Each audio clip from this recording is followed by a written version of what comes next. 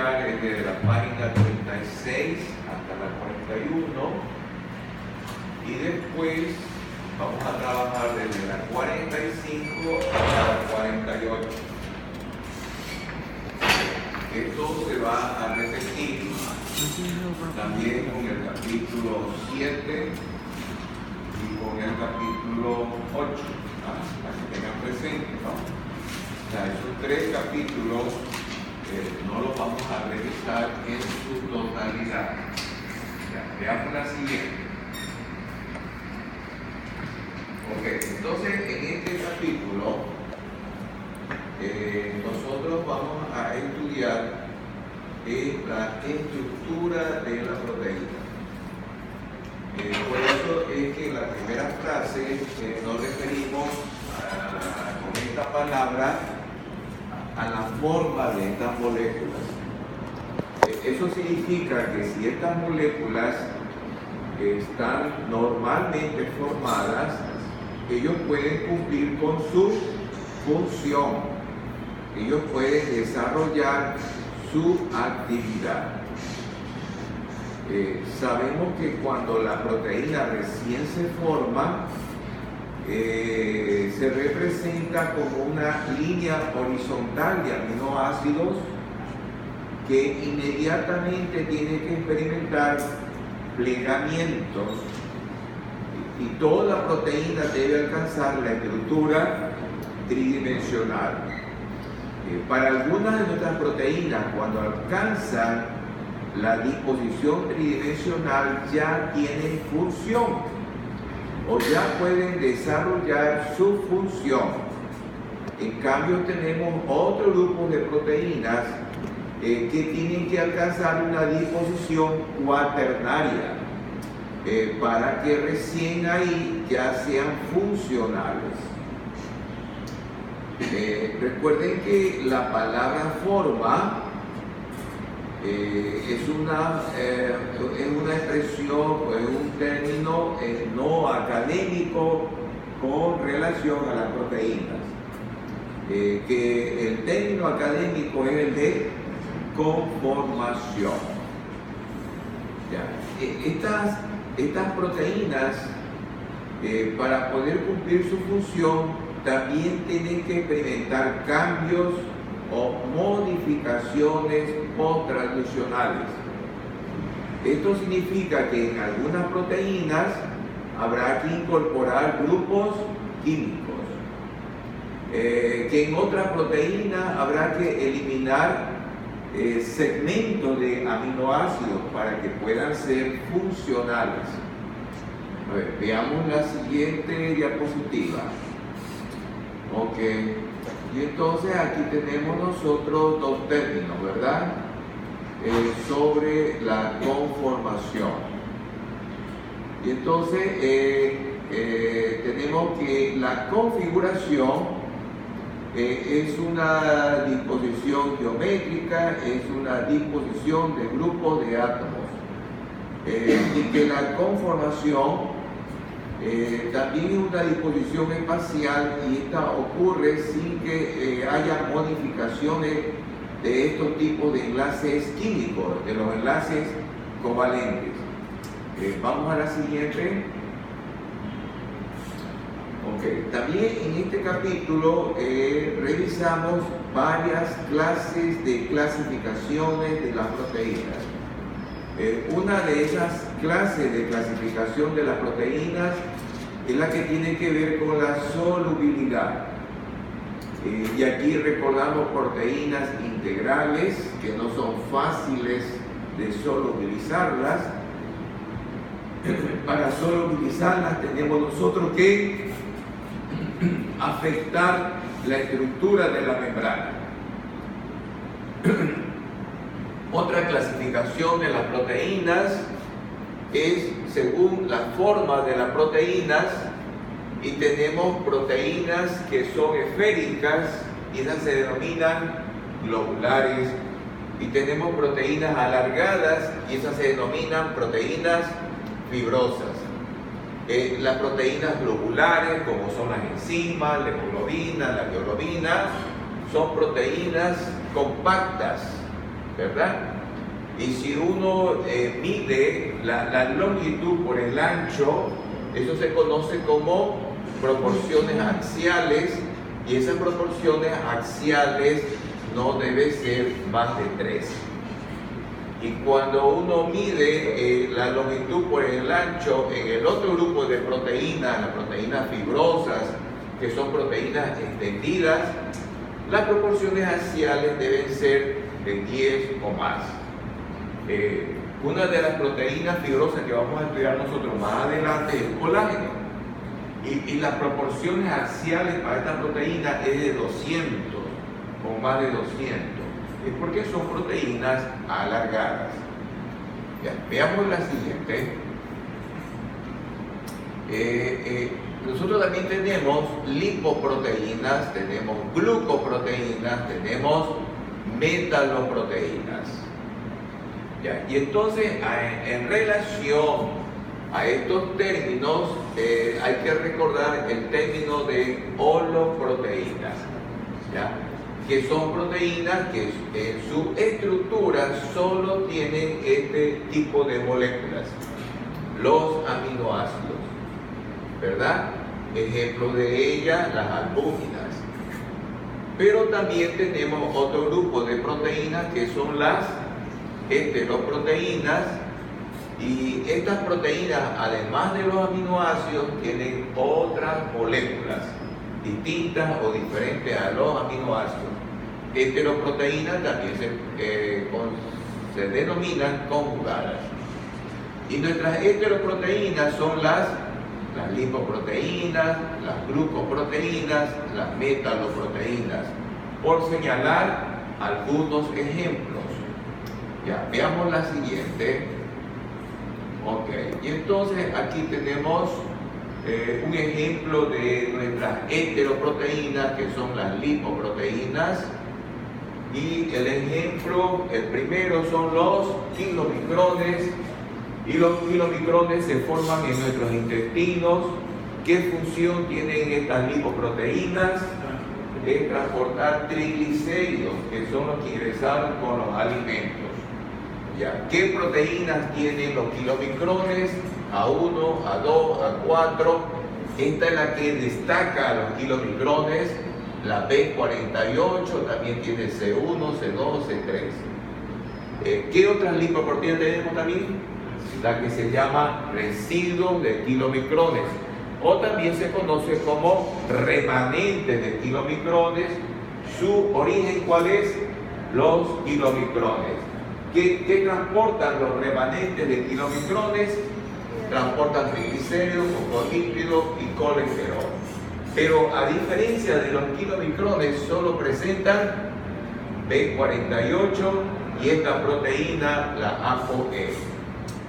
Continuamos y tenemos otra lipoproteína, que es la VLDL, donde se forma preferencialmente esta proteína en el hígado. ¿Qué función tiene esta VLDL? Es transportar triglicéridos, ¿no? Es decir, que tiene una función igual que los kilomicrones, pero los kilomicrones transportan triglicéridos, que fueron los que ingresaron a nuestro organismo, ¿verdad? Estos triglicéridos fueron formados ¿en dónde? En el hígado, ¿verdad? Y son transportados por VLDL. ¿Qué proteína contiene VLDL? B100, que tiene cierta relación con B48, también contiene C1, C2, C3, ¿ok? ¿Qué otra lipoproteína?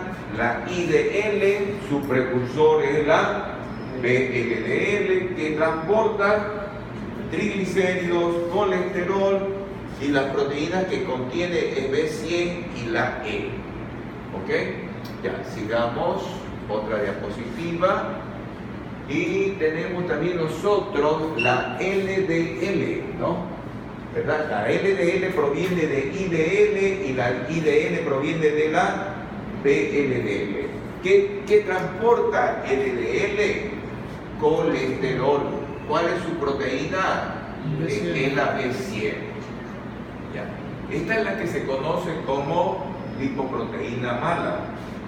¿ya? Porque una parte de esta LDL se metaboliza en el colesterol y otra parte de esta LDL se metaboliza en los tejidos extrahepáticos. ¿Ok? Ya. Entonces después tenemos otra lipoproteína que es la HDL, ¿verdad? Uno de sus lugares de origen es el hígado. ¿Y qué transporta HDL? Fosfolípidos, colesterol. ¿Qué proteínas tiene? A1, A2, A4, C1, C2, C3, D y E. ¿Ok? Entonces esta HDL, a ver, su precursor, uno de sus precursores es la pre-beta HDL, ¿ok? Y esta solamente tiene, ¿qué proteína? La A1, ¿verdad? Después es que se convierte en HDL-3, después se convierte en HDL-2, que es la que va al hígado, ¿ok? Transportando, ¿qué molécula? La molécula de colesterol. Por eso es que las HDL se las consideran las lipoproteínas buenas, porque se encargan de recolectar todo el colesterol y llevarlo al hígado, ¿verdad? Y en el hígado lo convierten en parte en ácidos biliares, y esos ácidos biliares se eliminan con la bilis, van al duodeno. Y esa es una manera de controlar los niveles de colesterol. Después tenemos a esta proteína, la albúmina, que transporta los ácidos grasos, que son ácidos grasos provenientes del tejido adiposo, porque el tejido adiposo es un tejido que almacena triglicéridos, y esos triglicéridos, cuando le interesa al cuerpo humano, experimentan lisis. Esa lisis se llama lipólisis.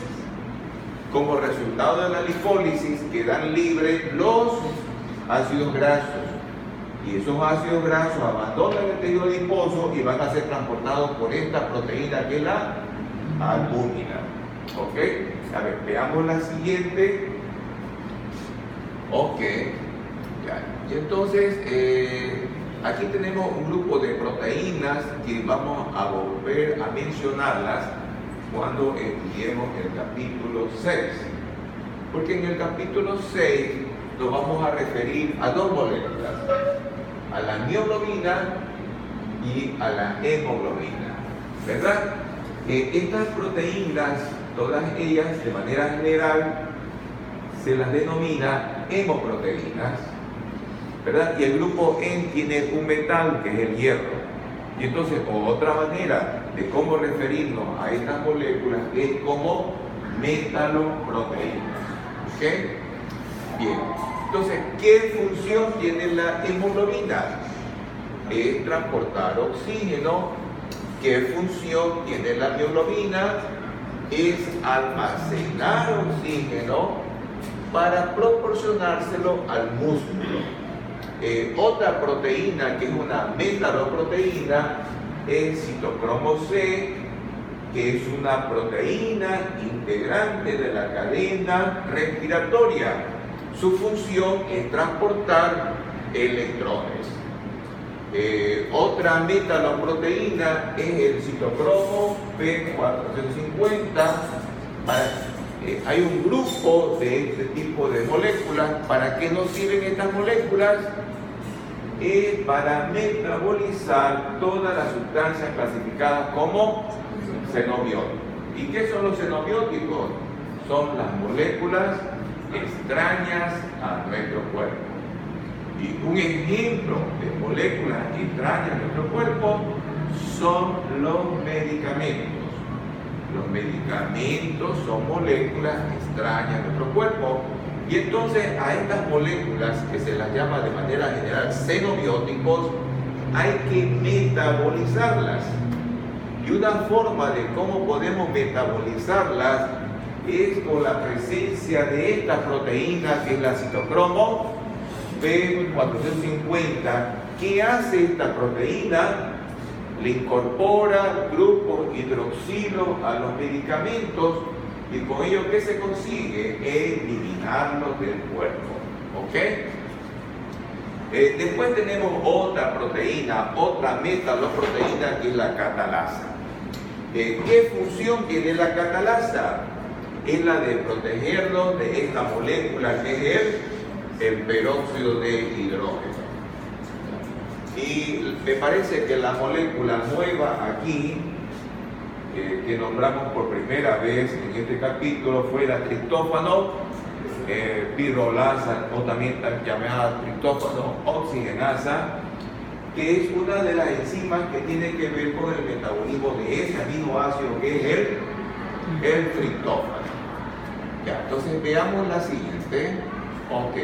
Y acá tenemos otra clasificación de las proteínas, y esta clasificación de las proteínas obedece a la función que tienen las proteínas. Y entonces tenemos un grupo de proteínas que su función es estructural, y ahí está el colágeno, ¿verdad? El colágeno forma parte de la estructura de los huesos, de los dientes, del cabello, de la piel, ¿verdad?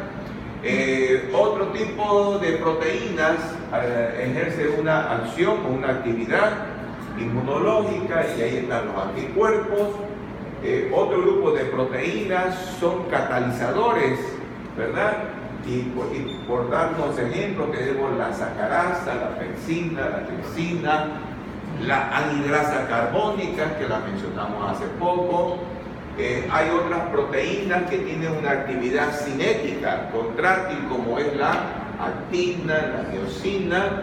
Hay otras proteínas que su función es homeostática, y aquí tenemos nosotros a los amortiguadores, los buffers, o también llamados tampones, ¿verdad? Que son los encargados de controlar las variaciones del pH. Otro tipo de proteína que tiene que ver con la traducción de señales, como es la rodoxina, a nivel de los órganos de la visión. Otro tipo de proteínas que ejercen una acción de protectora, y esto se superpone con la capacidad inmunológica, que sí, que los anticuerpos también se los puede considerar como que desarrollan una actividad protectora o de defensa. Y aquí también incluimos a los factores de la coagulación. ¿Ok? A ver, veamos la siguiente. Ok, y entonces lo importante de este capítulo es recordar que nuestras proteínas tienen una estructura primaria, una estructura secundaria, una estructura terciaria. Parte de nuestras proteínas tienen que alcanzar hasta este tipo de organización, la estructura terciaria. Y otro grupo de proteínas deben llegar hasta la estructura cuaternaria. Ya, veamos la siguiente. Ok, y entonces esto es más o menos para recordar estructura primaria. ¿Qué cosa es la estructura primaria? Eso ya lo habíamos analizado algo, en parte, en el capítulo 3. Es cuando nosotros tenemos información de qué cosa, de los aminoácidos que están presentes en la molécula. Sabemos qué cantidad de aminoácidos en la molécula, y sabemos en qué orden o en qué secuencia están dispuestos esos aminoácidos en el péptido o en la proteína. ¿Y por qué está ahí la asparagina? ¿Por qué está ahí la lisina, la histidina, la leucina? ¿Por qué tiene ese orden? Porque ese orden, ¿quién lo dicta? Los genes. Y en los genes es lo que tenemos estos tripletes que van indicando que aquí debe ubicarse la asparagina, el segundo debe ser la lisina, el tercero es la histidina, y así sucesivamente. Ya, veamos la siguiente. Ok, y entonces en la estructura secundaria sabemos que estos enlaces, que son los enlaces característicos del péptido de la proteína, limitan las conformaciones secundarias. Pero en la proteína hay sectores, segmentos que experimentan rotación libre. Recuerden que el enlace peptídico no experimenta rotación. Y entonces, ¿qué es lo que experimenta rotación libre? La sección que va entre el carbono alfa y el carbono del grupo carbonilo carboxilo, y entre el carbono alfa y el nitrógeno del grupo amida, ¿verdad? ¿Ok? que las proteínas deben tener determinados ángulos. ¿Qué ángulos son esos? El ángulo phi. ¿Y el ángulo phi dónde vamos a medirlos? Entre el carbono alfa y el nitrógeno. Otro ángulo que presentan las proteínas es el ángulo psi. ¿Y ese ángulo dónde lo medimos? Entre el carbono alfa y el carbono del grupo carboxilo, ¿verdad? Son algunas de las características cuando uno empieza ya a hablar de la estructura secundaria de las proteínas. Vamos a la siguiente. Ok, ¿verdad? Y en la estructura secundaria, esto que llamamos estructura secundaria puede estar formado por 3 aminoácidos y puede llegar a estar formada hasta por 30 aminoácidos del péptido o de la proteína. ¿Ok? ¿Cuáles son los tipos más frecuentes de estructura secundaria que tenemos que recordar nosotros? Son las hélices alfa y las hojas betas, o también llamadas láminas betas. Ya, veamos la siguiente. Ok. Y entonces, si se trata de la hélice alfa, el ángulo phi tiene que medir menos 57 grados. Y si el ángulo psi tiene que medir menos 47 grados, ¿ok? Los giros de las hélices, un giro debe estar formado por 3 aminoácidos en su totalidad y casi la mayor parte del cuarto aminoácido. Podemos decir el 60% del cuarto aminoácido, ¿ok? Ok, y la distancia en este giro debe estar alrededor de 0.54 nanómetros. Ahora bien, los R de cada aminoácido, ¿hacia dónde se proyectan? Cuando estamos analizando la hélice alfa, hacia afuera. ¿Hacia dónde rotan los aminoácidos? Siempre hacia la derecha, ¿verdad? Y vamos a ver más adelante que esto cambia cuando analicemos a la proteína colágeno. Ahí los aminoácidos rotan a la izquierda. ¿Ok? ¿Cómo representamos a esta estructura secundaria llamada hélice alfa? En las gráficas las vamos a ver como espirales o también como cilindros. Ya, veamos la siguiente. Ok. Muy bien. En la estructura primaria, el enlace químico característico de la estructura primaria son los enlaces peptídicos. Cuando comienza a plegarse la proteína, es necesario que se formen otros enlaces químicos. ¿Qué enlaces químicos son estos? Los enlaces de hidrógenos y las interacciones de Van der Waals, ¿verdad? Los puentes de hidrógeno ocurren, vamos a considerar que este sería el primer aminoácido, ¿verdad? ¿Quién participa? El grupo carbonilo del primer aminoácido. ¿Qué átomo de ese grupo es el oxígeno? ¿Y con quién va a interactuar? No va a interactuar con el vecino, ¿verdad? Va a interactuar con el cuarto aminoácido, ¿verdad? Y en el cuarto aminoácido, ¿qué grupo participa? Es el grupo amino. ¿Pero qué átomo del grupo amino participa? Es el átomo de hidrógeno, ¿no? Por eso es que se denominan enlaces o puentes de hidrógeno, ¿ok? El aminoácido prolina se adapta en el primer giro de la proteína, de la colágena. Ya vamos a ver que la colágena tiene una presencia importante de este aminoácido, ¿verdad? ¿Y por qué se adapta en el primer giro o en la primera rotación de la proteína? Porque la prolina es un aminoácido pequeño, ¿verdad?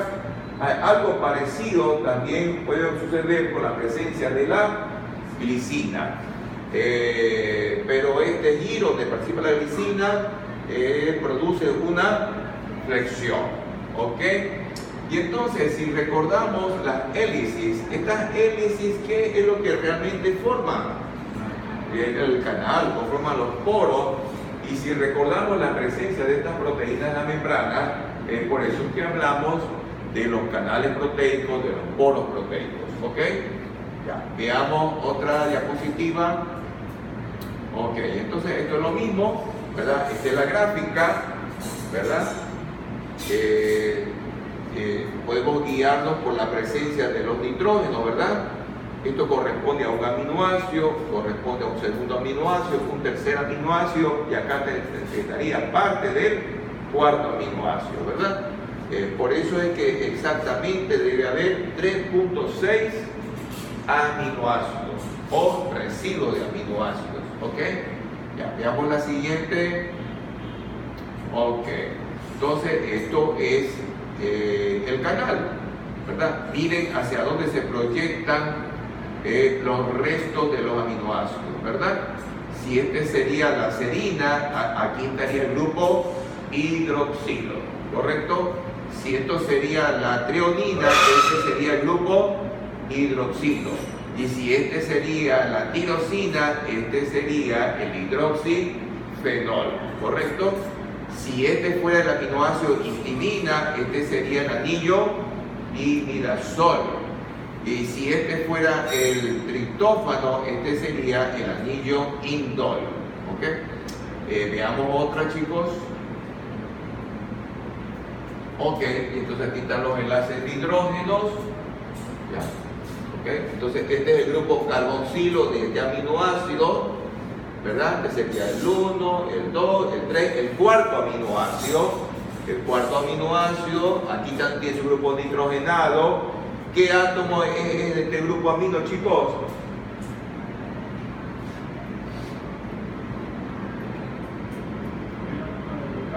Perfecto. Esto representa el átomo de hidrógeno que va a interactuar con el oxígeno, ¿verdad?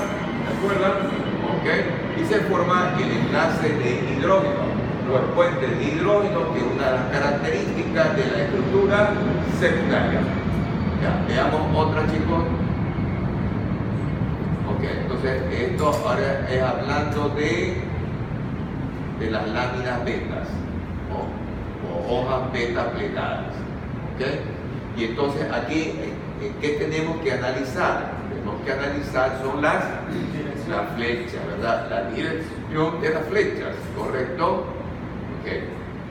Sabemos que en un extremo están los nitrógenos, ¿verdad? Veamos la otra. Ahí está. ¿Qué estructura beta es esta, chicos? Antiparalela. ¿Verdad? Se llama antiparalela porque tenemos que fijarnos en las flechas, ¿verdad?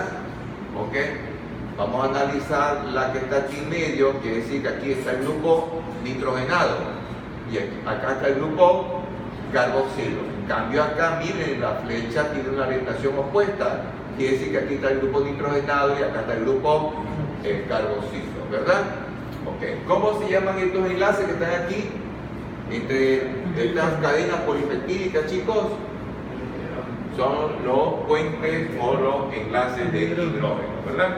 Recuerden que las láminas beta es otro tipo de estructura secundaria. Ya, entonces veamos otra, chicos. Ya, ¿qué tipo de lámina beta es esta? Son paralelas, ¿verdad? Todas empiezan acá con el grupo amino y concluyen acá con el grupo carboxilo, ¿ok? Ya, miren aquí los enlaces de hidrógenos, ¿verdad? Ya, ¿qué características tienen cuando la lámina beta es paralela? Es que estos enlaces de hidrógeno están inclinados, ¿ok?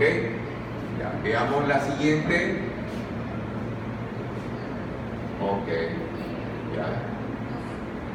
¿Qué representa en esta molécula esta estructura, chicos?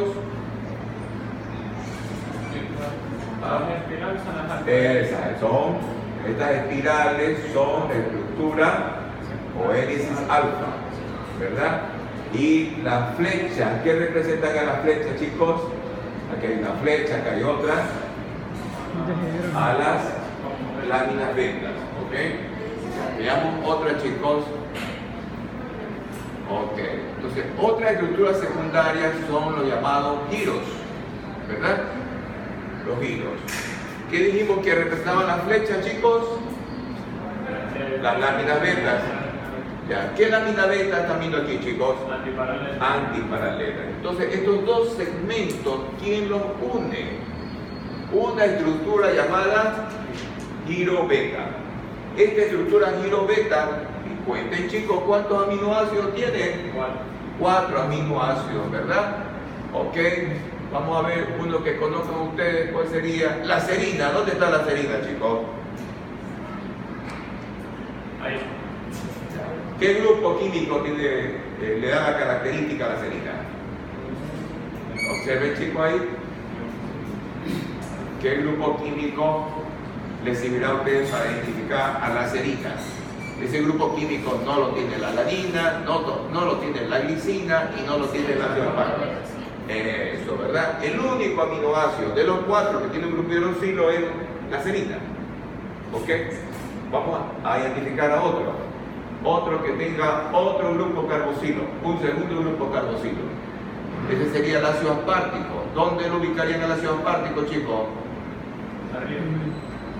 Está a continuación de la serina. Es el único, ¿eh?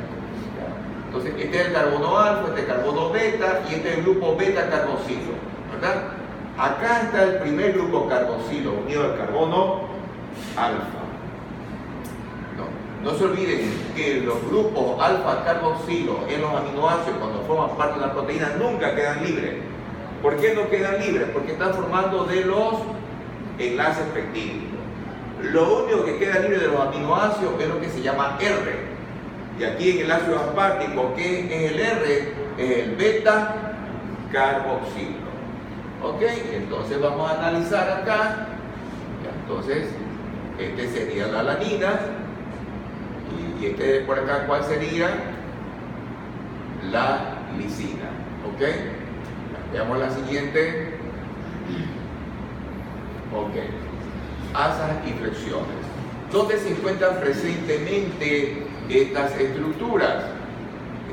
Si nosotros hablamos de las proteínas cuya función es la de ser enzimas, estas estructuras van a estar en el sitio activo. ¿Por qué? Porque ahí es donde se desarrolla la catálisis. Después tenemos otra estructura que hay que recordar, que parte de la proteína presenta hélice alfa y a continuación experimenta una asa y a continuación tiene una estructura hélice alfa, ¿verdad? ¿Qué proteínas tienen esa secuencia? Que se llaman estructuras supersecundarias. Esas proteínas son las que se comportan como represores de los genes y otras proteínas que son llamados factores de... Exactamente. ¿Cuáles son estos factores de transcripción que ustedes van a estudiar en el próximo semestre? Esta proteína que se llama PSR y esta proteína que se llama FXR. No sé si les había mencionado a ustedes en qué capítulo ustedes la van a estudiar. ¿No? Ya, entonces rapidito, abran el Harper y busquen a ver si no me cambiaron el número del capítulo. El 26. El 26. Busquen el 26, chicos.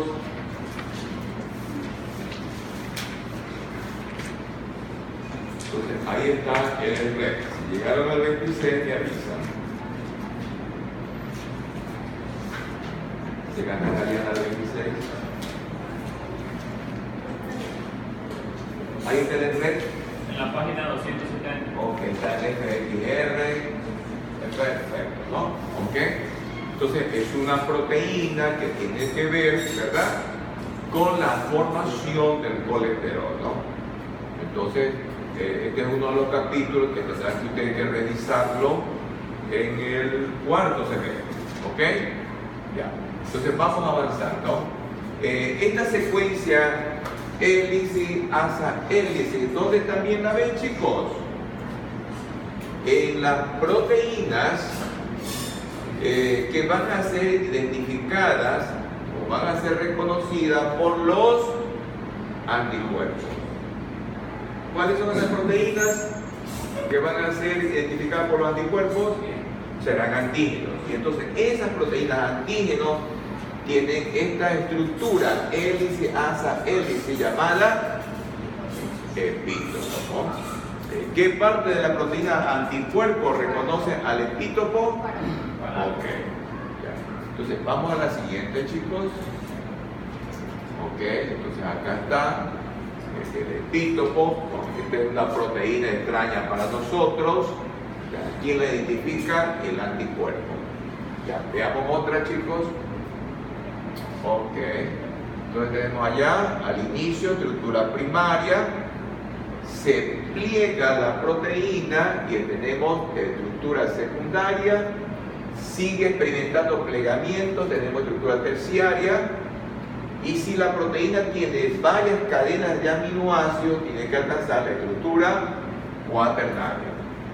Veamos la siguiente, chicos. Ok. Entonces, en la estructura terciaria, tenemos que hablar de estos términos, los dominios.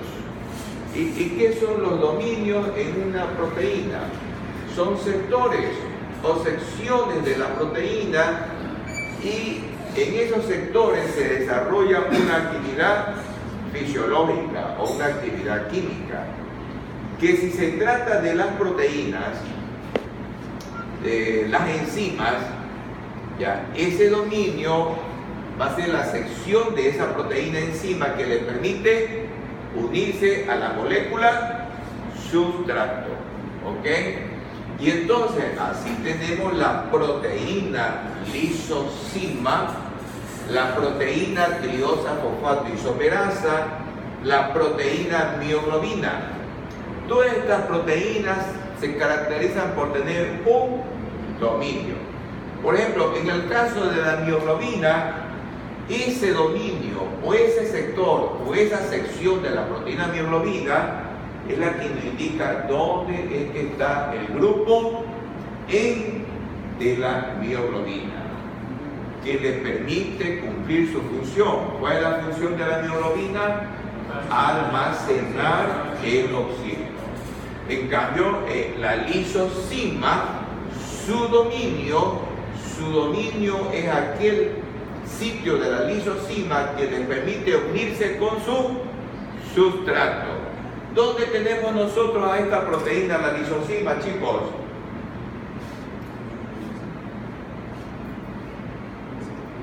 ¿Dónde se encuentra la lisosima, chicos? Hablen. En el jugo gástrico y de por ahí. A ver. ¿Dónde está la lisosima en nuestro cuerpo, chicos?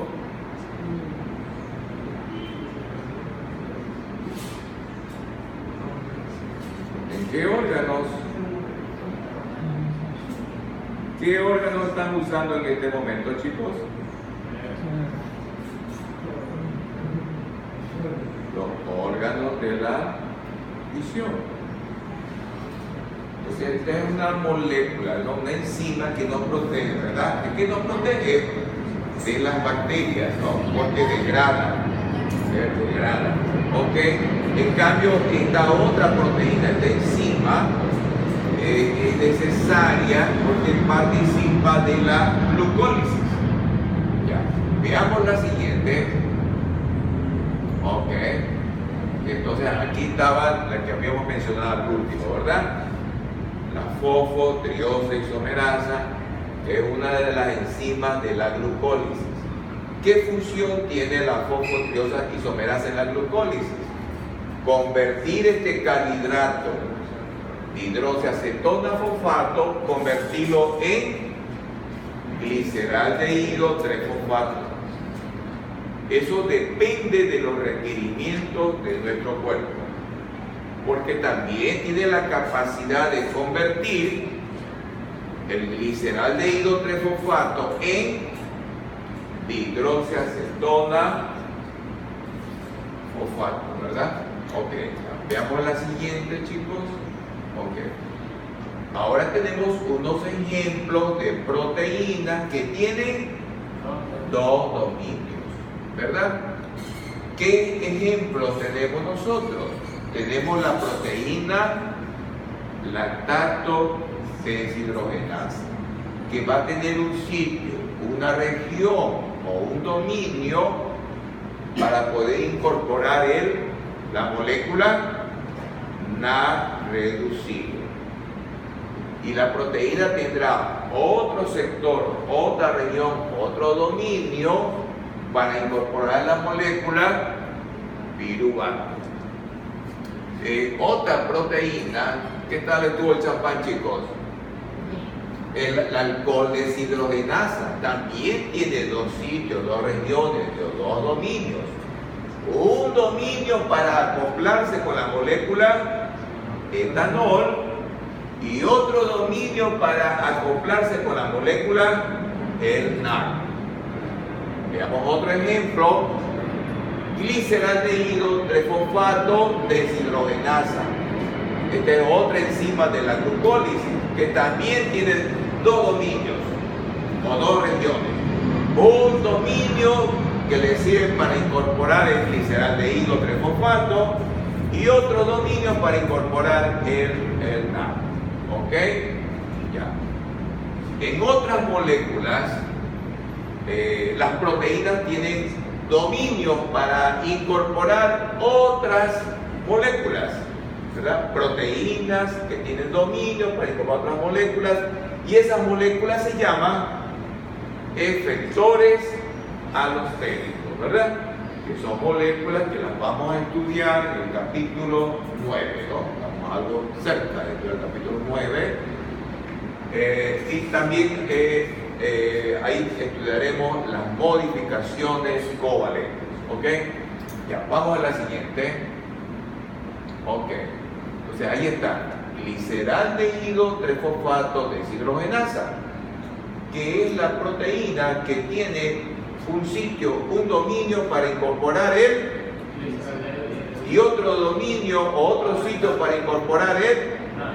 Ya, el resultado de la reacción catalizada por esta deshidrogenasa es formar el 1.3 bifosfoglicerato, y el NAC que estaba oxidado al terminar la reacción queda reducido, ¿verdad? Recuerden que esta es una enzima que participa de la glucólisis. Ya, veamos la siguiente. Ya, esta es la lactato deshidrogenasa, también con dos dominios. Un dominio que le permite interactuar con la molécula piruvato, otro dominio que le permite interactuar con el NAC reducido, ¿verdad? Y al concluir la reacción, ¿qué se formó? El ácido láctico y el NAC que estaba reducido termina oxidado. Ya, veamos la siguiente, chicos: alcohol deshidrogenasa, ¿verdad?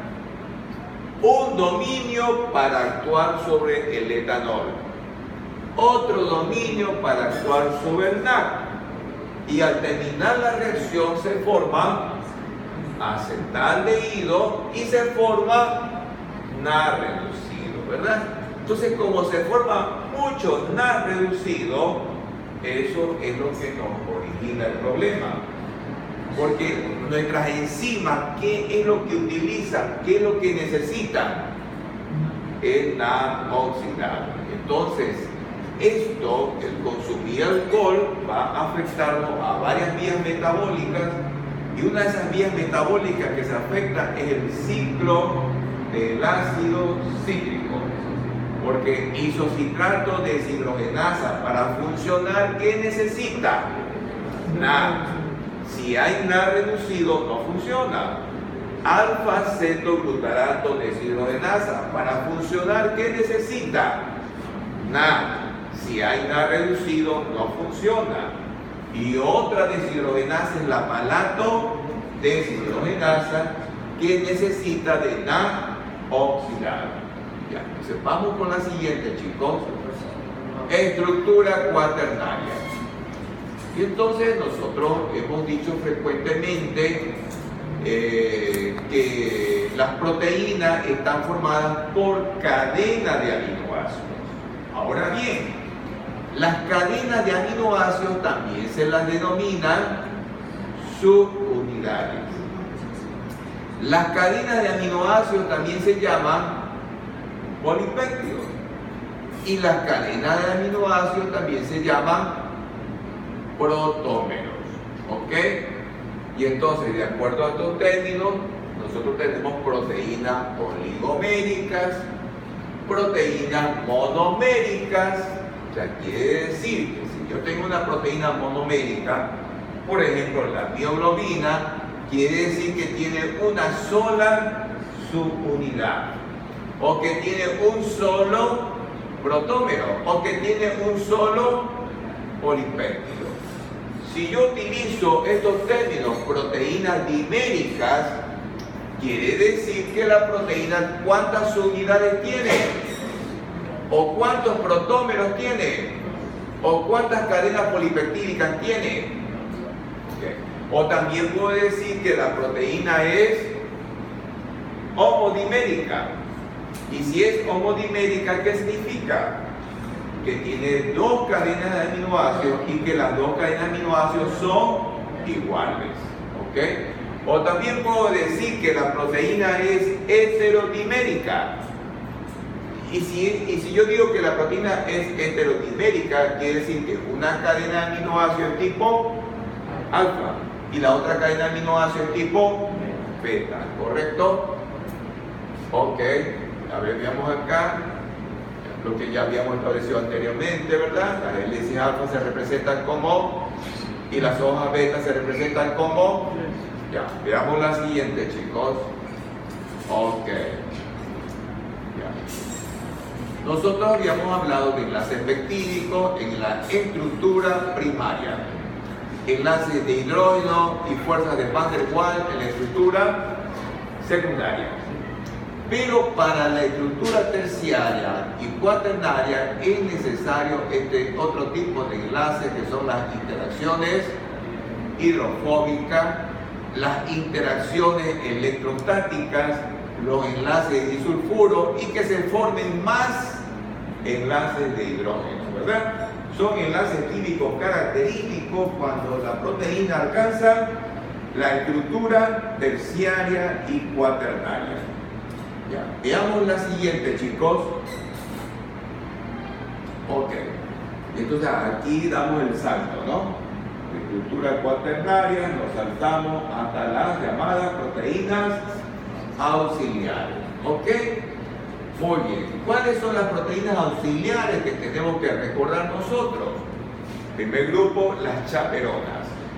El segundo grupo, las proteínas disulfuro isomerasa. Y el tercer grupo, la prolina cis-trans isomerasa. Veamos la siguiente. Ok. Entonces, una de las proteínas chaperonas que tenemos nosotros es la HSP. ¿Por qué se denomina así? HSP. P, ¿qué significa, chicos? Proteínas. ¿Y la H qué significa? ¿Ah? ¿Y la S? ¿Ah? Y entonces, miren, la H tiene que ver con la palabra el calor, ¿verdad?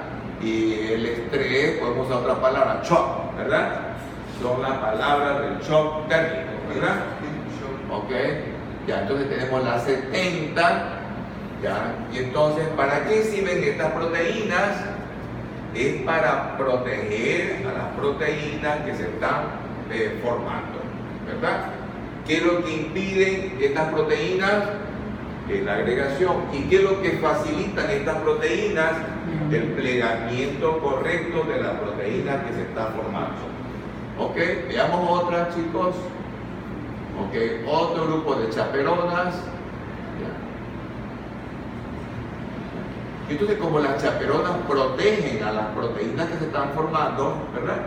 Este es un término, ¿verdad?, que está agarrado de la cuestión social, ¿verdad?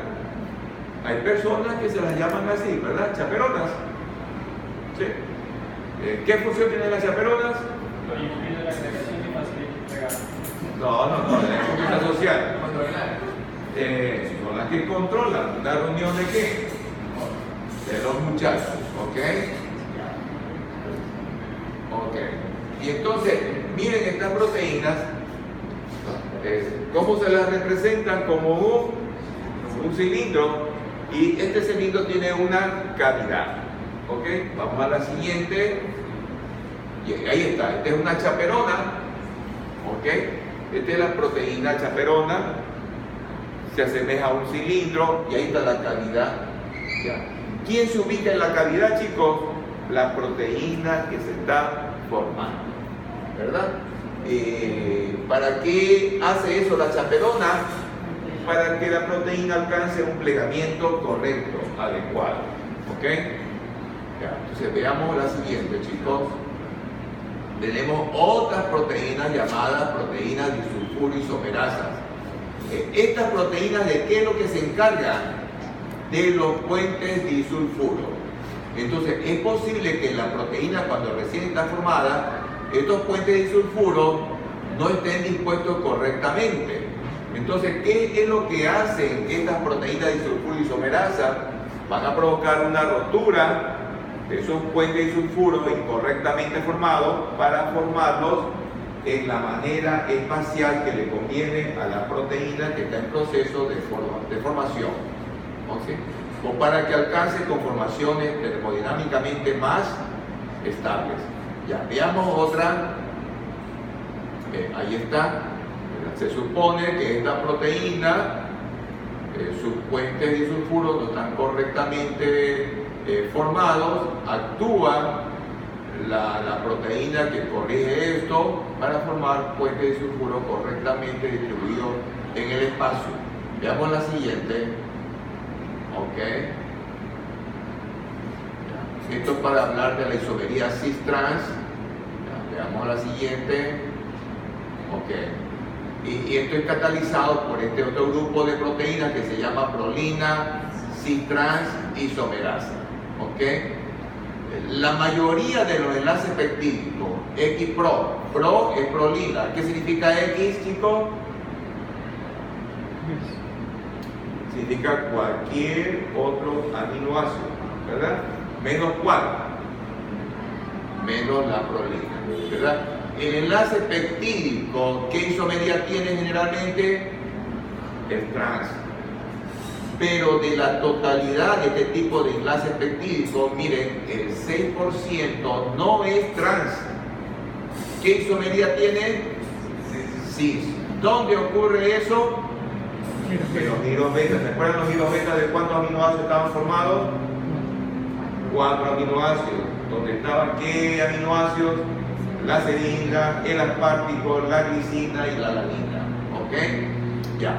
Entonces, ¿quién cataliza esto? Es la prolina cis-trans isomerasa que cataliza, ¿verdad? Para cambiar de isomería trans a isomería cis. ¿Correcto? Ya. Veamos la siguiente. Ahí está. Ya, la isomería trans y la isomería cis. Ya. Veamos la siguiente. Bueno, aquí vamos a hablar algo de enfermedades. ¿Qué enfermedad? Una enfermedad donde está involucrada esta molécula. ¿Qué es el prión, chicos? El prión es una proteína. Es una proteína que todos tenemos, ¿verdad? Quiere decir que hay proteínas priónicas normales. Lo que no sabemos por qué es que estas proteínas se vuelven patológicas, ¿verdad? Y entonces cuando estas proteínas prión se vuelven patológicas, pueden dar lugar a la aparición de esta enfermedad. Creutzfeldt-Jakob, ¿verdad? Algunos de estos pacientes solamente sobreviven un año. Por eso es que la enfermedad es considerada mortal, ¿verdad? Pero felizmente se conoce muy bien que solo afecta a una persona por 1 millón. Felizmente. ¿Ok? Veamos la siguiente. Ok. Y entonces, esta enfermedad de Creutzfeldt-Jakob, ¿por qué se produce? Por un plegamiento anormal de la proteína prión. Entonces, y una proteína prión ya alterada en su plegamiento estimula a que otras proteínas priónicas también alteren su forma. Y si alteran su forma, también alteran su función. ¿Ok? Y entonces, estas enfermedades donde se involucra la proteína prión se llaman enfermedades priónicas. O también se las conocen como encefalopatías espongiformes, ¿verdad? ¿Por qué? Cuando se les hace la autopsia, el encéfalo se parece a una esponja, ¿ok? Como resultado de esa proteína patológica, ¿verdad? Ok.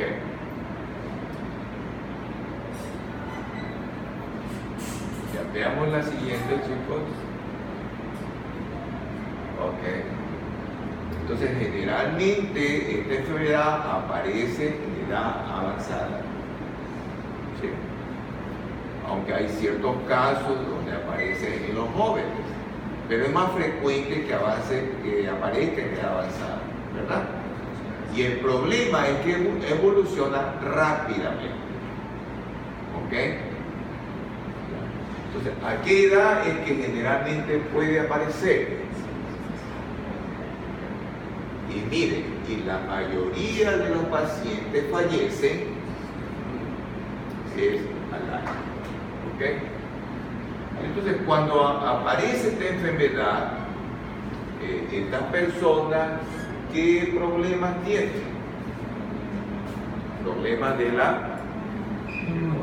Eso nos llama la atención, porque generalmente las personas de edad avanzada normalmente ya tienen problemas para recordar, ¿sí? Y entonces, en un principio, uno no piensa en esta enfermedad.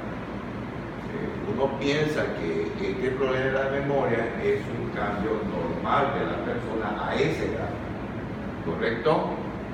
Okay. Y después aparecen no solamente problemas de la memoria, sino que también aparecen cambios del comportamiento, de la coordinación de los movimientos, que también ocurren alteraciones visuales.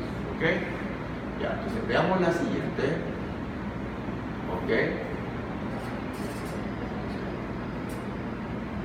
Entonces, se afecta más la memoria,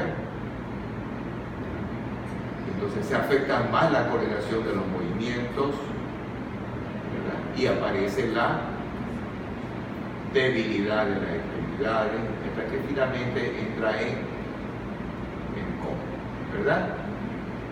Entonces, ¿cuál es el responsable de este problema? Una proteína prión. ¿Ok? Ya, vamos a la siguiente.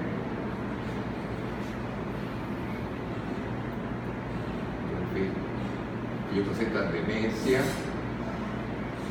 se les afecta la memoria, problemas para emitir juicios, para el pensamiento, coordinación muscular, ¿verdad? Tienen insomnio. Entonces uno en un principio no piensa que esto sea patológico, ¿no? Porque las personas de cierta edad también tienen normalmente insomnio, no duermen, ¿verdad? No duermen, y como no duermen, eso afecta a la familia, ¿verdad? Por eso es que en otros países tienen lo que podemos decir hasta predominan los asilos. ¿Qué hace la familia? Agarran al viejito, a la viejita y lo llevan al asilo. O sea, todavía acá eso no... Tenemos asilo, pero no con tanta frecuencia como en otros países, ¿verdad? ¿Ok? Entonces, a ver, veamos otra.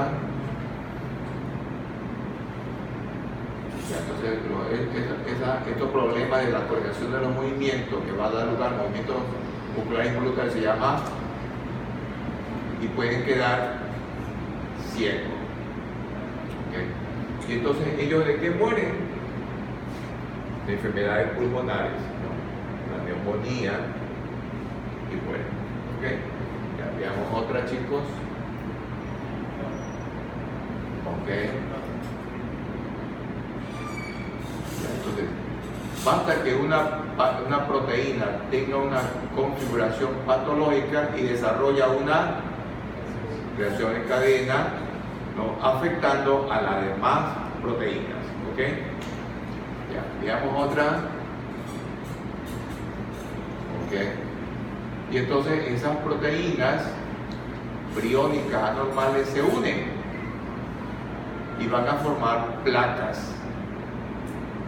Porque al unirse un prión con otro prión forman fibras y se van acumulando. ¿Ok? Veamos otra. Ok, entonces aquí tenemos un prión normal a la izquierda y este es un prión patológico. Entonces, comparen y vean las diferencias. La proteína prión a la izquierda, ¿qué estructura secundaria tiene? Observen, solo tiene hélices alfa. O podemos decir que predomina la estructura hélice alfa, ¿verdad? Entonces, lo que no se sabe, ¿por qué es que esa proteína prión experimenta un plegamiento diferente? ¿Verdad? Entonces miren el prión anormal. ¿Qué tiene el prión anormal? Lámina B, ¿no?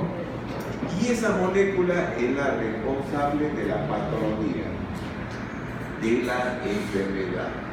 ¿Ok? Vamos a la siguiente. Ahí está. ¿Cuál es el cerebro de la enfermedad de Creutzfeldt-Jakob? Fíjense, se afecta el tejido nervioso, ¿no? Por la presencia del prión patológico. Ya, veamos la siguiente. Y acá lo mismo, haciendo tomografía computada, hay menos masa encefálica. Ya, veamos la siguiente, chicos. Ok. Entonces, ¿qué moléculas son los priones? Son glucoproteínas.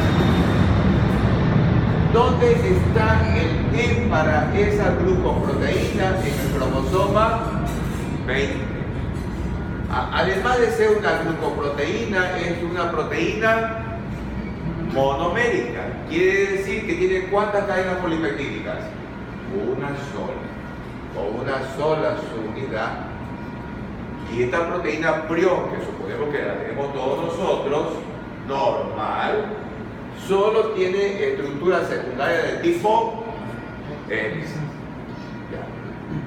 Y entonces así se escribe a la proteína priónica normal, ¿verdad? PRPC. Ok, eso es lo normal. Lo que no se sabe es cuando esta proteína priónica se vuelve PRP-SC. SC, ¿de dónde se lo tomó? Scrapie. A ver, chicos, ¿cómo está el inglés? Scrapie.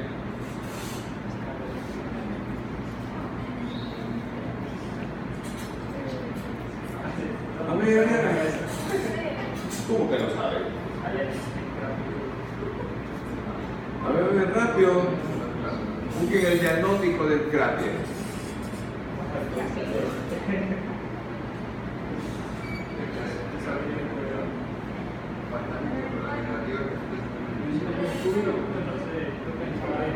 ¿Encontraron, chicos, el Scrapie? Enfermedades degenerativas del sistema nervioso. Ya. ¿Qué más? Tembladera. Eso, Scrapie significa tembladera, en confusión. Y esto primero se le encontró en los animales. Después se encontró en el ser humano. ¿Ok? Ya, y entonces cuando está presente la proteína Scrapie, ¿no? Que es un prión patológico, esta proteína, ¿qué es lo que tiene, chicos? Hojas betas. Quiere decir que ya no hay predominio de la hélice alfa.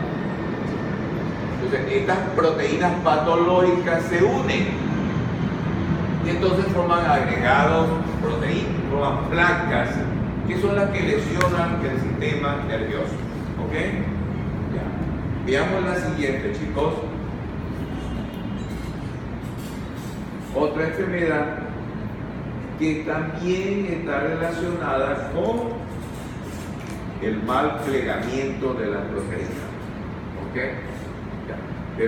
Pero antes de entrar al Alzheimer, avancemos un poquito más con Creutzfeldt-Jakob, ¿verdad? Esta enfermedad se la encontró primero en las ovejas. Entonces, las ovejas, como tenían la tembladera, entonces ahí apareció la palabra scraping, ¿verdad? Y como encontraron a esta proteína, entonces esa proteína es proteína scraping, que es proteína patológica. Después de las ovejas, ¿a quién se le afectó? Las vacas. Por eso que se habló de la enfermedad de las vacas locas. ¿Ok? Entonces, esto se encontró fue en Europa. Entonces, ¿qué hacían los europeos? Quemaban a las vacas, quemaban a las ovejas, para tratar de controlar la enfermedad. ¿Ok? Claro. Ok, veamos. Vamos entonces a otra enfermedad, Alzheimer. ¿Ok? Esta enfermedad, como la que acabamos de ver, Creutzfeldt-Jakob, también es una enfermedad neurodegenerativa, ¿verdad? Entonces, esta enfermedad, como el Creutzfeldt-Jakob, ¿qué es lo que afecta? El conocimiento, la memoria, ¿ok? Y también tiene trastornos de conducta. ¿Sí tienen abuelitos, chicos? ¿Bisabuelos? ¿Bisabuelas? Y los abuelitos, los que tengan bisabuelas, ¿qué les preguntan, chicos? ¿Quién eres? ¿Ah? ¿Quién eres? Si ya comienza. A veces preguntan sobre fechas, sobre días, ¿verdad? Y puede ser que en la tarde vuelven a preguntar lo mismo. Entonces, eso es habitual, eso es normal. ¿Ya? Y lo mismo ocurre con las personas afectadas acá. Entonces, por eso es que en un principio no se sospecha de esta enfermedad, porque son cambios que se ven frecuentemente. ¿Ok? Ya, veamos la siguiente. ¿Ok? Entonces se altera la memoria. ¿Ok? ¿Por qué las proteínas involucradas en esta enfermedad? ¿Qué es lo que afecta, chicos? ¿Ok? Y entonces, como el Creutzfeldt-Jakob, ¿qué pasa con el cerebro? Entonces, chicos, por eso es que en la resonancia magnética ellos tienen menos masa encefálica. ¿Ok? Ya, veamos la siguiente. ¿Ok?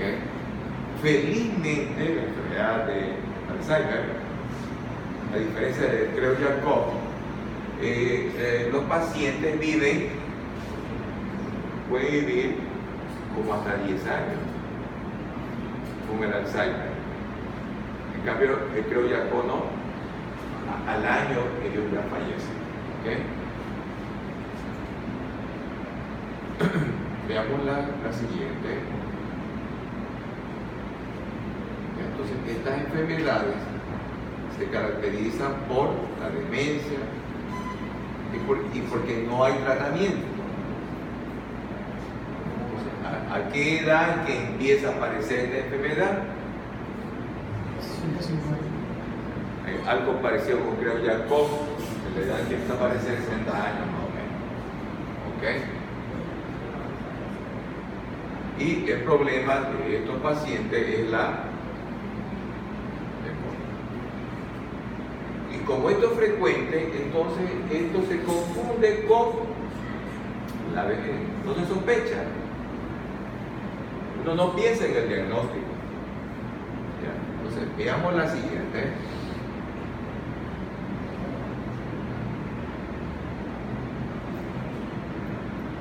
Entonces, no es frecuente que uno al abuelito lo lleve y le haga hacer una resonancia magnética, ¿no? frecuente. ¿Ok? Entonces, estos pacientes tienen confusión mental, se vuelven irritables, hasta se vuelven agresivos. ¿Ok? Veamos la siguiente. ¿Ok? Pérdida de memoria, hasta se aíslan ellos, evitan contacto con otras personas. ¿Ok? Veamos otra.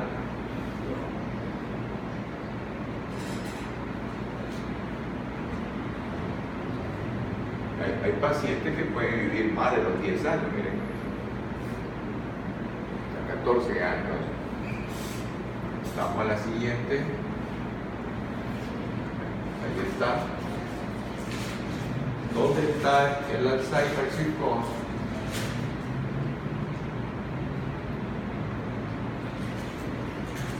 En la imagen donde vemos menos masa encefálica, ¿no? Ya veamos la siguiente. ¿Dónde está el Alzheimer? Donde hay menos masa encefálica. Ya, vamos a la siguiente. Ya. Entonces aquí la proteína es la beta-amiloide. La proteína es la beta-amiloide.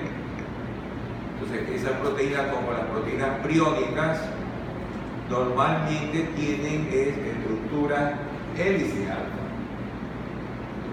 No se sabe por qué es que aparecen las betas de la proteína amiloide beta, y esa es la responsable de la patología del Alzheimer. Ya. Veamos otra enfermedad, chicos, relacionada con las proteínas. La proteína que está involucrada en esta enfermedad, entre otras, la thalassemia beta, es una proteína, ahí está, ¿qué tipo de proteína es? ¿Alcanzan a ver, chicos, allá arriba? Es una chaperona. ¿Qué chaperona es? Es la proteína estabilizante de las cadenas alfa. Recuerden que la hemoglobina tiene cadenas alfa y cadenas beta. O sea, quiere decir que falta o que la chaperona que protege las cadenas alfa es defectuosa, no la protege bien. Y entonces va a haber problemas con las cadenas alfa de la hemoglobina, ¿correcto? Y entonces, ¿esto a qué problema nos lleva? A hemoglobinas alteradas, patológicas, y por lo tanto vamos a una lisis eritrocitaria. Esta es otra causa de anemia. ¿Ok? Ya, veamos la siguiente. Ok, entonces ahora sí vamos nosotros a ver el colágeno. El colágeno es una proteína. El colágeno es una proteína que tiene que experimentar el proceso de la maduración.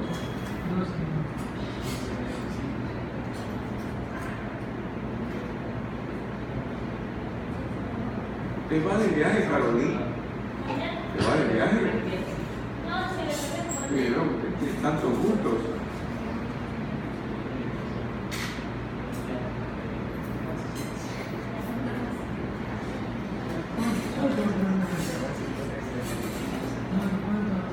A ver, chicos, decíamos que el colágeno es una proteína que tiene que experimentar este proceso llamado maduración para que se vuelva una molécula funcional. Cuando se forma el colágeno se forma como una proteína. Entonces tiene que experimentar cambios, modificaciones para finalmente formarse la proteína. Esta molécula es la que tiene actividad. ¿Correcto, chicos? En cambio, la proproteína no tiene actividad. ¿Ok? Ya. ¿Qué más tenemos nosotros? Que la maduración del procolágeno se caracteriza por rotura de enlaces covalentes. ¿Qué enlace covalente tiene que eliminarse del procolágeno? Enlaces peptídicos. Para eliminar exceso de aminoácidos que se encuentran en la proteína. ¿Ok? Y también formar nuevos enlaces químicos, nuevos enlaces covalentes, ¿verdad? El colágeno también tiene que experimentar modificación post-traduccional para que el colágeno funcione. Ya vamos a ver más adelante de manera puntual cuáles son esas modificaciones post-traduccionales que tiene que experimentar el colágeno para que pueda funcionar. Veamos la siguiente. ¿Ok? Primero, recordar que el colágeno es una de las proteínas fibrosas que tiene nuestro cuerpo. Que es una proteína que su presencia es importante. Que el 25% de las proteínas que tenemos nosotros son proteínas colágeno. Entonces podemos echar un vistazo a la piel, el cabello de Estefanía. Miren, el cabello de Estefanía es larguísimo.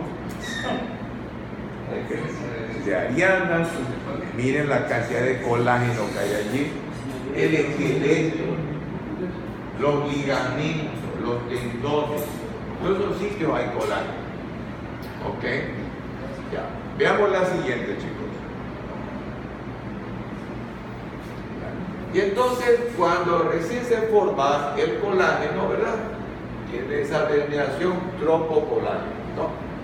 Es decir, que es una proteína que todavía no funciona, que es una proteína inmadura. ¿Ok? El colágeno tiene 3 cadenas de aminoácidos.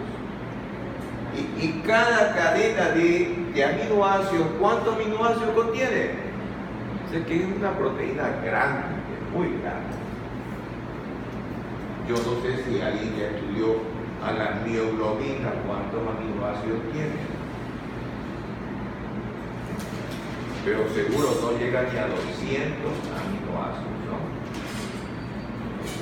Y miren, si uno mide la longitud por el ancho, ¿qué aminoácidos?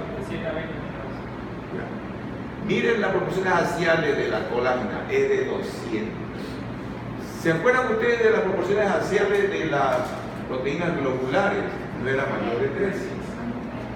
¿Ok? ¿Ok? Y miren, las cadenas de aminoácidos, ¿hacia dónde giran? ¿Se acuerdan cuando hablamos de las hélices alfa? ¿Hacia dónde giran? ¿Ok? Y después, en conjunto, las 3 cadenas de aminoácidos giran a la derecha. ¿Se acuerdan en la hélice alfa? ¿Cuántos aminoácidos están presentes en un giro? 3.6. Entonces acá quiere decir que es más cerrado, más angosto, es 3.3 residuos. ¿Ok? ¿Cuáles son los aminoácidos que predominan en esta proteína? Los aminoácidos son ¿por qué es que hay un predominio de la glicina? Es porque es un aminoácido pequeño. Miren los giros son más angostos, entonces ahí solamente cabe un aminoácido, ahí tiene que ser un aminoácido pequeño, que es la glicina. La prolina, que también es un aminoácido pequeño, esta prolina tiene que experimentar un cambio para convertirse en... Ya, y este cambio de prolina y hidroxiprolina, ese es un ejemplo de modificación post-traduccional. ¿Ok? Ya, veamos la siguiente. Todo esto ya estaba explicado en la anterior. Ya, vamos avanzando. Los aminoácidos que predominan son la glicina, la prolina. ¿Ok? La prolina que incorpora un grupo hidroxilo y se forma este aminoácido, la hidroxiprolina. ¿Ok? La glicina es el único aminoácido que se ubica en la parte estrecha de la colágeno. Ya, veamos la siguiente. Entonces, ¿por dónde empezamos aquí, chicos? Y empezamos por acá. Cuando se forma el colágeno. Entonces, se forma el colágeno, ¿qué modificación post-traduccional debe ocurrir? Hidroxilación. Quiere decir que se incorpora al grupo hidroxilo ¿a qué aminoácido? ¿Y qué otro aminoácido? Es decir que ahora este colágeno tiene hidroxiprolina, hidroxilisina. Después, ¿qué se incorpora, chicos? ¿Qué significa glicosilación? Que se incorpora carbohidratos. Ya. ¿En qué parte de la colágena se incorporan los carbohidratos? Solamente en la hidroxilisina.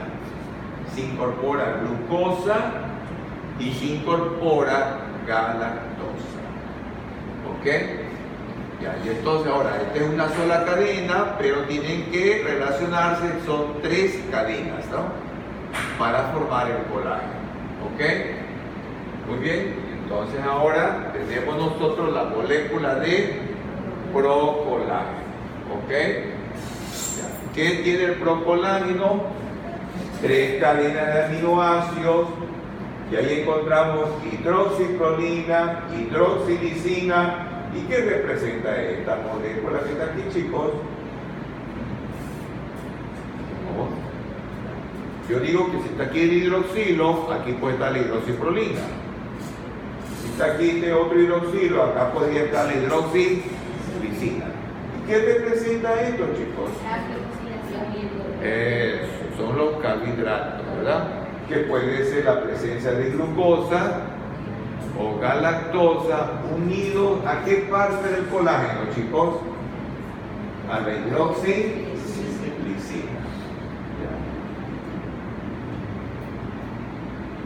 Entonces, los cambios de hidroxilación y glicosilación, ¿dónde ocurren, chicos? Entre el retículo endoplámico, ahí donde se formó, y después los otros cambios en el aparato de Golgi. Veamos otra, chicos. Primero se forma una cadena, se unen las 3 cadenas, ¿ok? Ya, veamos otra. Muy bien. Y aquí tenemos formación de nuevos enlaces. Estos son los enlaces cruzados entre las distintas cadenas de la colágena. ¿Ok? Ya, veamos la siguiente. Ok, miren. Cadenas de aminoácidos, la triple hélice, tropocolágeno, ¿verdad? Se unen con más colágenos. Veamos la siguiente. Lo mismo. Ok. Entonces acá tenemos los aminoácidos que están frecuentemente en el colágeno: lisina, prolina, hidroxiprolina. Veamos la siguiente. Ok. Vemos aquí glicina, Y, ¿qué significa? Y X, ¿qué significa? Cualquier otro aminoácido. Ok. Se forman los enlaces de hidrógeno, los residuos de hidroxiprolina, enlaces covalentes. Para formar nuevos enlaces covalentes participa el aminoácido lisina. Pero este aminoácido lisina tiene que experimentar cambios o modificaciones. Ya, veamos la siguiente. Lo mismo. Se forma la cadena de aminoácidos de la colágena. esa cadena de aminoácidos que experimenta hidroxilación.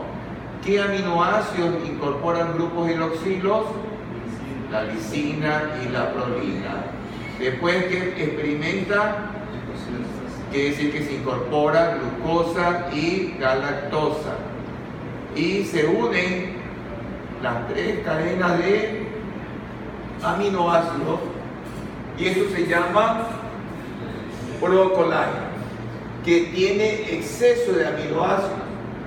Por eso es que a nivel del grupo amino terminal tiene que haber una hidrólisis para eliminar exceso de aminoácidos del extremo amino. Y también hay exceso de aminoácidos en el extremo carboxilo. Y aquí también debe haber una hidrólisis. ¿Ok? Ensamblajes del tropocolágeno. Y después se forman los enlaces cruzados que vimos en una lámina anterior nosotros. ¿Ok?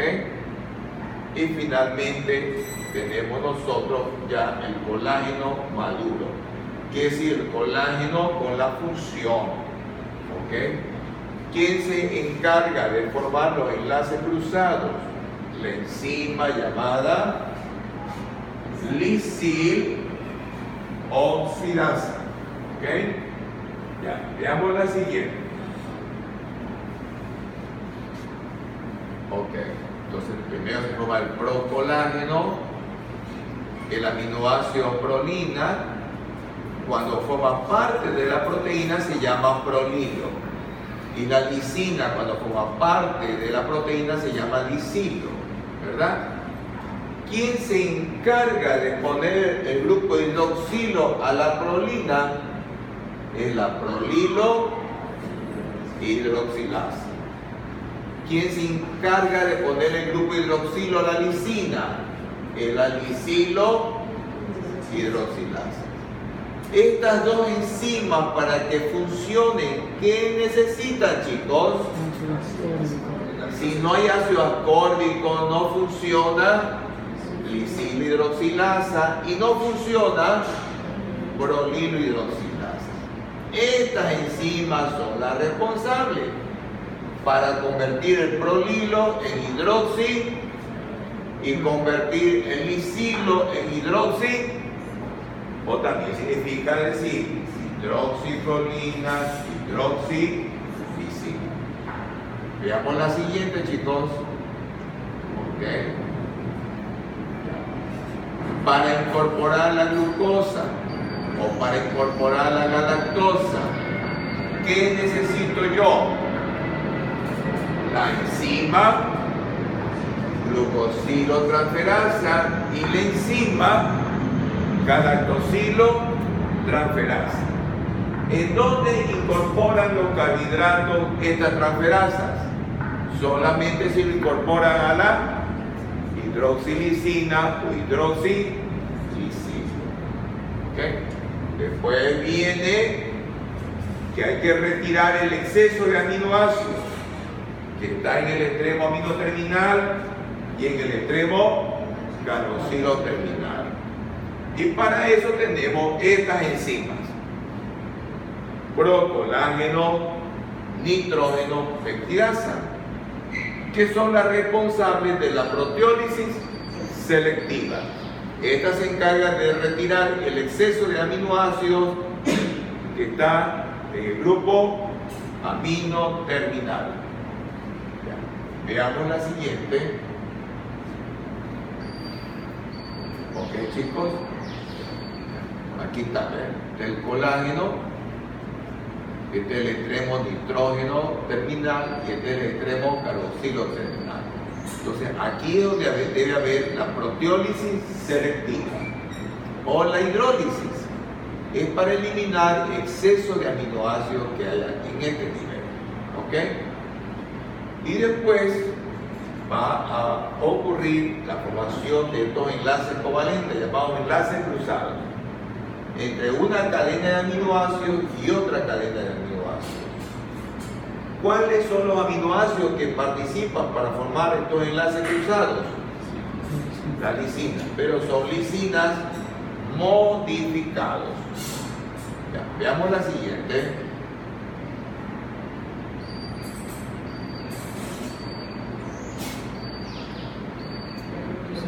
Ya nos quiere responder. Ok.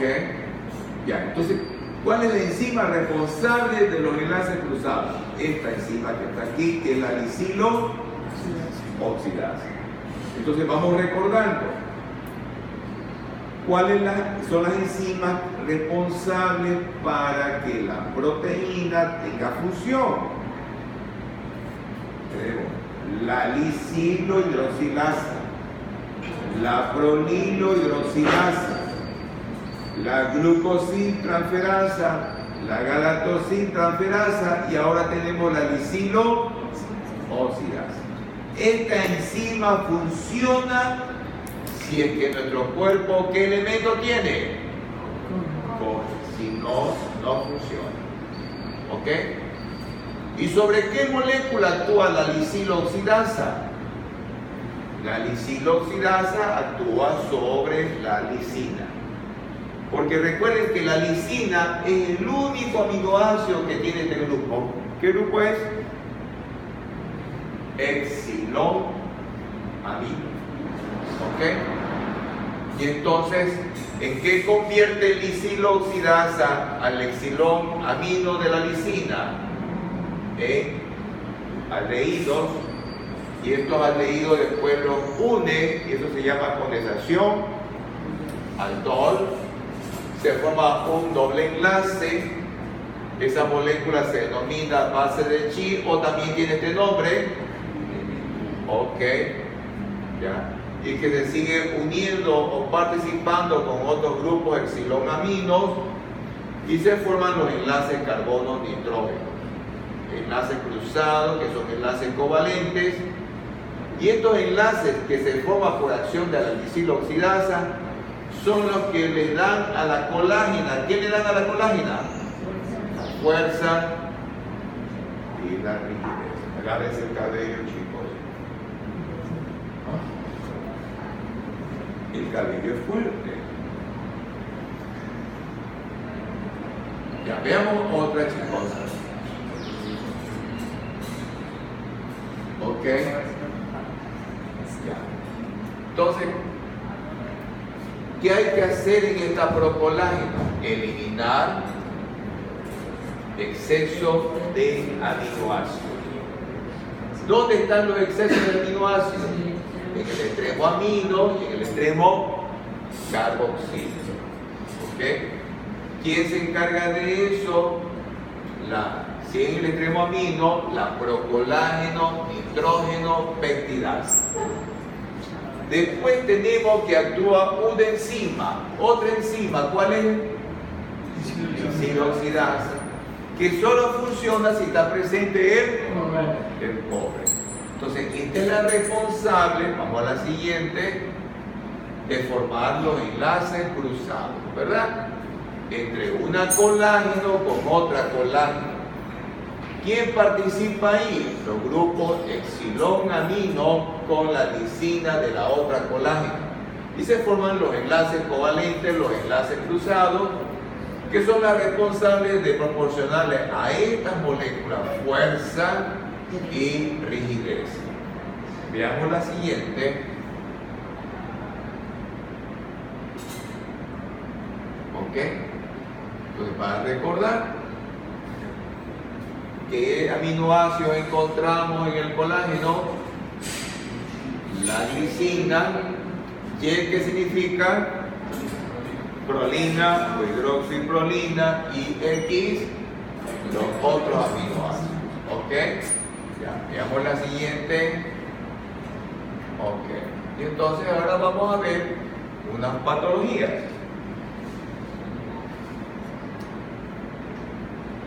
Entonces, hay personas que no tienen vitamina C. Y si no tienen vitamina C, esa patología se llama. Si no hay vitamina C, no funciona prolilo y no funciona. Y entonces, esto puede ocurrir por falta de alimentos. o porque la persona se alimenta mal. ¿Cuál es la persona más susceptible a alimentarse mal? Son los ancianos, cuando viven solos. Nadie controla cómo se alimentan ellos, ¿verdad? Y entonces ellos pueden tener deficiencia de vitamina C. ¿Ya? Entonces, el escorbuto, ¿con qué se relaciona? Con un colágeno deficiente. ¿Por qué un colágeno deficiente? Porque no funciona proline-hidroxilasa, no funciona lisilo-hidroxilasa y no funciona porque no hay el ácido ascórbico. Y entonces, si no hay lisilo-hidroxilasa, no se forma la hidroxilisina. Y si no hay hidroxilisina, no hay donde incorporar ni glucosa ni galactosa. ¿Correcto, chicos? Entonces, por eso es que la proteína colágeno es defectuosa en esta patología, el escorbuto. ¿Ok? Ya. Vamos con otra patología. Síndrome de Menkes. Ya, rápido, busquen en el libro el síndrome de Menkes, chicos. Ya. Vamos a aumentarle un poquito de información. Ya. Busquen ahí en el índice alfabético del libro. Vamos a añadir un poquito de información.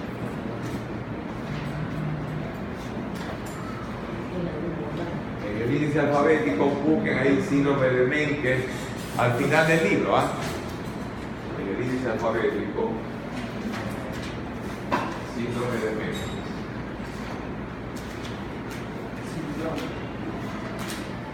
¿Ya le encontraron, chicos? 281. A ver, vayan rapidito entonces allá. 281.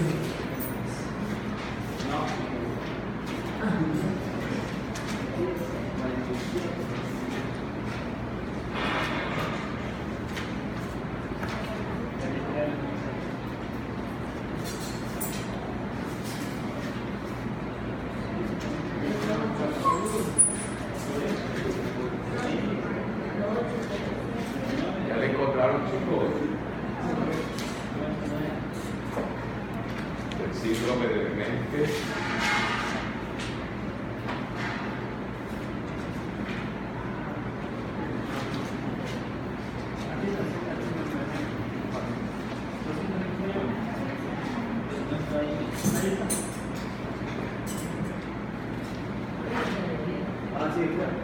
¿Ya lo encontraron? La 281. Ya, muy bien. Ya, entonces, el síndrome de Menkes, ya, ¿por qué se da, chicos? Es porque ahí hay una proteína defectuosa. ¿Cómo se llama esa proteína defectuosa? ATPasa tipo P de unión a cobre. ¿Sí están viendo eso ahí? Síndrome de Menkes. ¿Sí lo están viendo? Se caracteriza por el pelo rizado. ¿Ah? Eso no dice. No dice síndrome. ¿Es la única que tiene el síndrome de Menkes? ¿No hay más? Ya. Ya, entonces, a ver, vámonos al internet. No encontramos la información. A ver, Estefanía. Aquí en el libro se dice que se relaciona con la alteración de la capacidad del tejido conjuntivo para formar la hidroxiprolina y la hidroxilina. Ya, no hay información sobre esto. Ya, entonces vayan al internet y busquen síndrome de Menkes. Síndrome de Menkes. Ya. Y la proteína defectuosa que el síndrome de Menkes es la ATPasa tipo P de unión a cobre.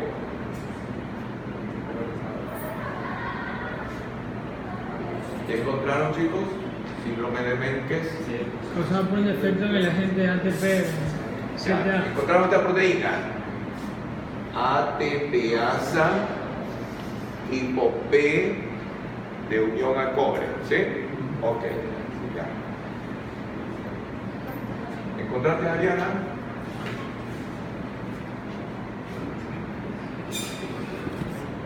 Estefanía, ¿tú encontraste?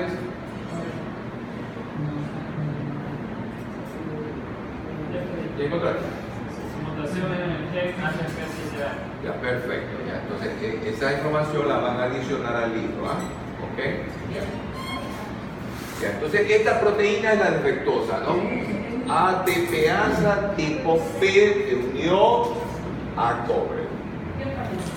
¿Ok? Está en el libro. ¿Sí? Entonces, ¿por qué esta proteína es defectuosa?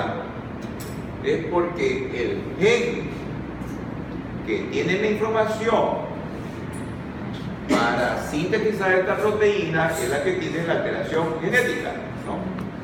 Es como resultado de una alteración genética que involucra al gen ATP7A. ¿Ok? Ya. Y entonces, estas proteínas, ¿dónde se encuentran? Se encuentran en las células intestinales. Ya, y entonces, como estas proteínas no funcionan, el cobre no sale de las células intestinales. Es porque esta proteína está involucrada con la salida del cobre. Entonces, ¿dónde se queda el cobre? En las células intestinales. Y entonces el resto del cuerpo, el resto del organismo se queda sin cobre. Y si no hay cobre, no funciona la glicinoxidasa. ¿Ok? Ya. Esa parte sí está en el libro, ¿no? Solo tienen que añadir que es una alteración genética por alteración del gen ATP7A, y entonces no se forma correctamente la proteína ATPasa tipo P de unión del cobre. Entonces, ¿por qué tiene déficit de cobre la persona? Porque todo el cobre, ¿dónde se queda? En las células del intestino. Entonces, no hay cobre, no funciona glicinoxidasa. ¿Correcto? Ya, veamos la siguiente. Otra patología. El estancos. Hay varias formas de el estancos, de esta enfermedad. En la del tipo 6, ¿qué enzima es la defectuosa? Elixir hidroxilasa. Quiere decir que estas personas no tienen normal esa proteína. Y si no tienen normal esa proteína, ¿qué moléculas no se forman? La hidroxilisina. Y si no tienen hidroxilisina, ¿qué es lo que no se puede incorporar al colágeno? Ni glucosa ni galactosa. Quiere decir que también se forma una colágena defectuosa. Otro tipo de metanlos es el tipo 8. No, ¿cierto? ¿Qué proteína es defectuosa aquí en estos pacientes? ¿Qué es lo que le ocurre aquí, chicos? Si esa proteína no es normal, es defectuosa, no se elimina el exceso de aminoácidos que está en el extremo amino terminal del colágeno. Esa eliminación o esa hidrólisis, esa proteólisis selectiva es importante para que la colágena funcione, ¿correcto? O sea que el resultado es que también se forma una colágena defectuosa.